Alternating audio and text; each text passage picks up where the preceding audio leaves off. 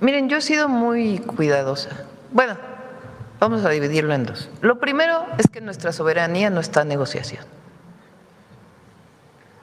Ese es un principio que debemos mantener todos. No puede haber agentes extranjeros no acreditados en México operando en territorio, porque está en contra de la ley y la Constitución. Eso es defensa de la soberanía.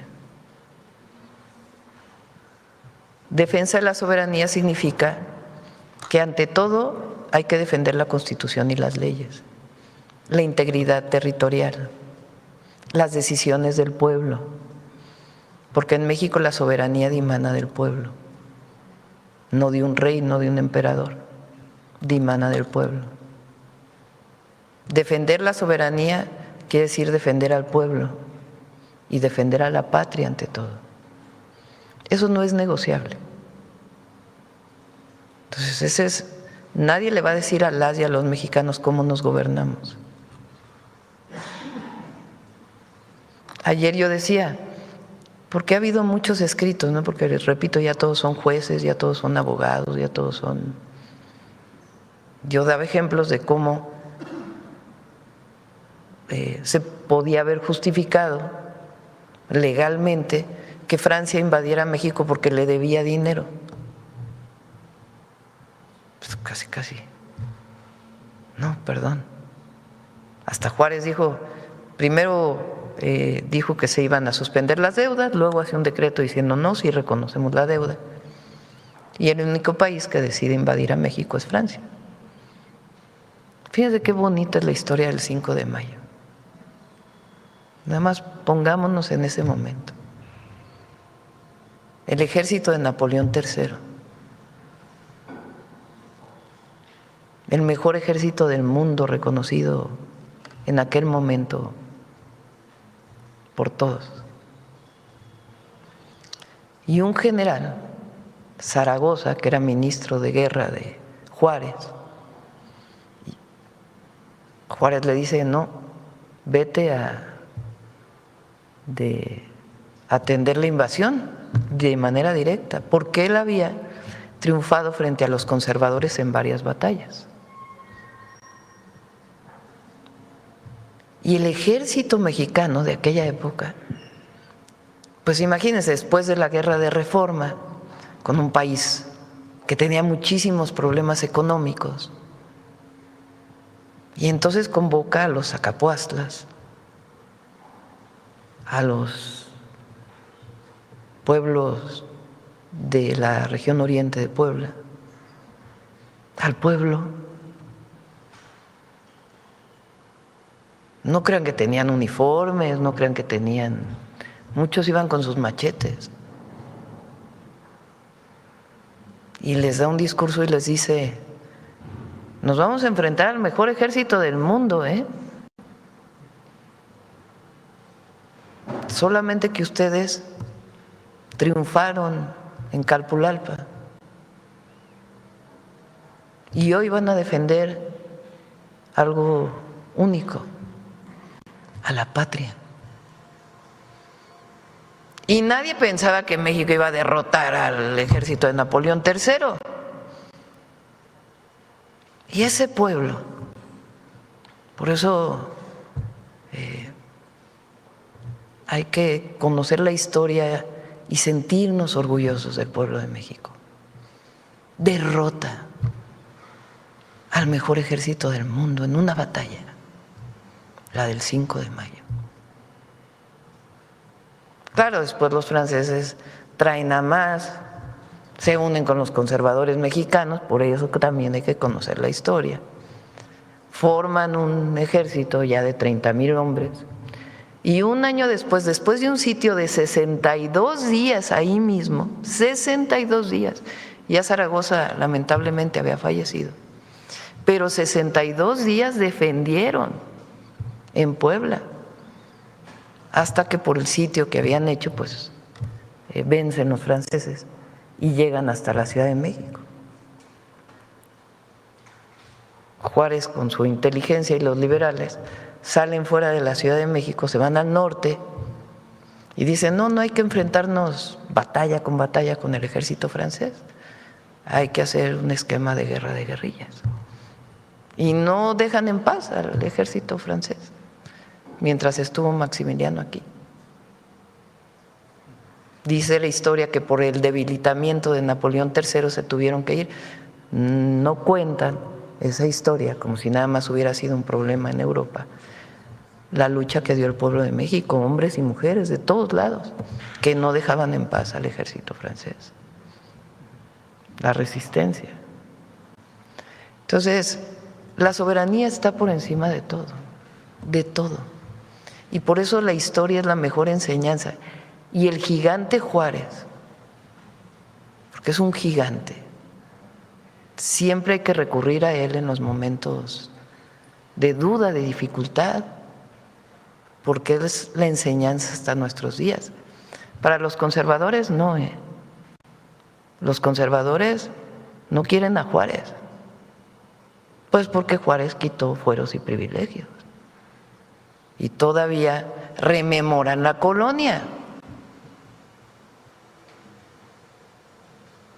Entonces, en las circunstancias actuales y en cualquier momento, lo primero es la defensa de la soberanía. Ahora, hay algo que a mí me llama la atención y quiero compartirles. Ayer se firmó un acuerdo de transporte con Estados Unidos, en donde nosotros estuvimos defendiendo permanentemente que se reconociera al Aeropuerto Internacional Felipe Ángeles. Ellos pusieron sanciones hace algunos meses, hubo muchas conversaciones, querían que nosotros solamente ampliáramos slots en el Aeropuerto Internacional Benito Juárez y no aparecía nunca el AIFA. Y nosotros estuvimos ahí permanentemente diciendo no, queremos que se reconozcan los dos aeropuertos de la Ciudad de México en el acuerdo que tenemos. Y el acuerdo habla del Aeropuerto Internacional de la Ciudad de México y de cómo se va a reconocer dentro del acuerdo al AIFA. Bueno, es un acuerdo bueno, a lo mejor hubiéramos querido algo mejor, pero cuando hay una negociación se busca siempre, sin ceder, la mejor condición para México. Entonces se firmó un acuerdo. Hace como 4 días firmaron ellos un decreto donde reconocen el trabajo de México con relación a la propiedad intelectual. Si hubiera algo así contra México, no se hubieran firmado estos acuerdos. Hay un trabajo muy importante de Julio Verdeguer, que él, aunque haya dejado la Secretaría de Agricultura, tiene como tarea, sus principales tareas, el tema del gusano barrenador en la negociación con Estados Unidos, del jitomate, bueno, todo lo que tiene que ver con la revisión del tratado en materia de agricultura. Y el tema, ¿qué otro tema tenemos ahí pendiente? El azúcar, porque Estados Unidos redujo mucho la cuota de azúcar, de importación del azúcar en México. Y se está trabajando muy bien en esas comisiones. No ha habido ningún problema. Es decir, no hay una situación en donde nosotros veamos que ha cambiado la relación con Estados Unidos. Pues yo digo que es un tema de la oficina del Departamento de Justicia del Sur de Nueva York. Hasta ahora. No es un tema, desde mi punto de vista, por cómo ha venido la relación de una cosa así de ofensiva contra México. Entonces, frente a eso, no hay que, siempre como decimos, cabeza fría. O sea, ¿cómo hay que actuar? Bueno, a ver, están enviando esto, denos pruebas. Denos pruebas. A este respecto también, doctora, 2 cuestiones. Hoy hay, bueno, en la semana ha habido varias encuestas en lo que va la semana que le mantienen en aproximadamente 70% su índice de aprobación a nivel nacional. Pero curiosamente también usted hablaba de lo que pasó con esta dirigente de la Comunidad de Madrid.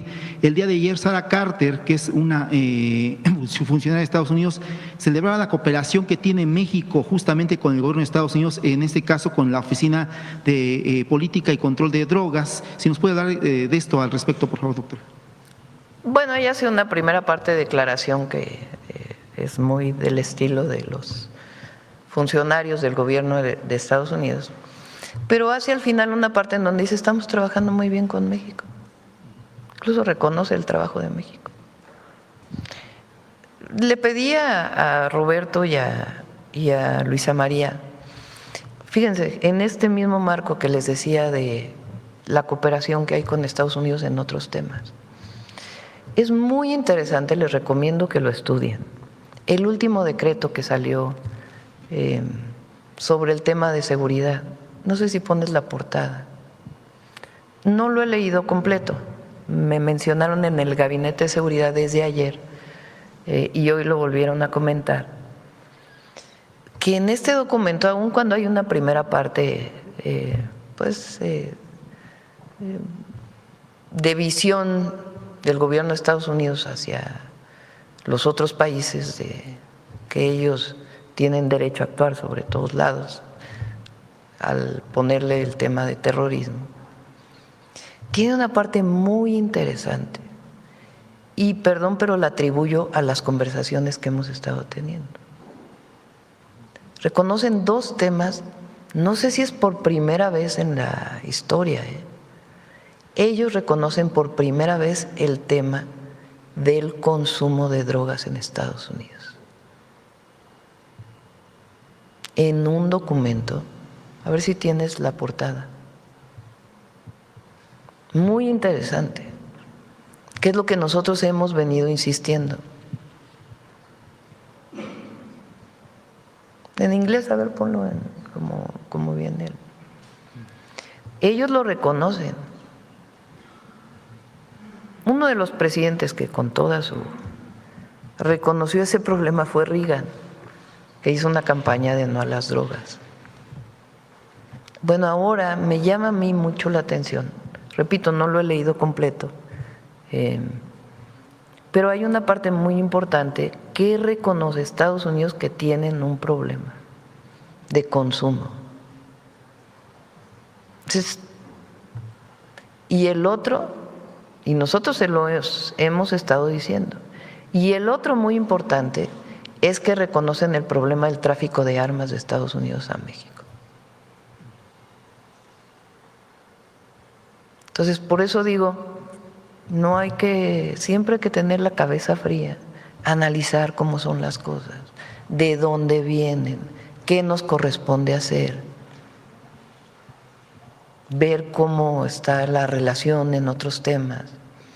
Y este documento, que es, tiene una parte que es la política de Estados Unidos, con la que siempre hemos dicho que no creemos que sea la manera en que se resuelva el problema de los delitos relacionados con el tráfico de drogas, pero por primera vez reconocen que tiene un problema de consumo y que tiene que haber una campaña intensa, y la otra, el tráfico de armas hacia México.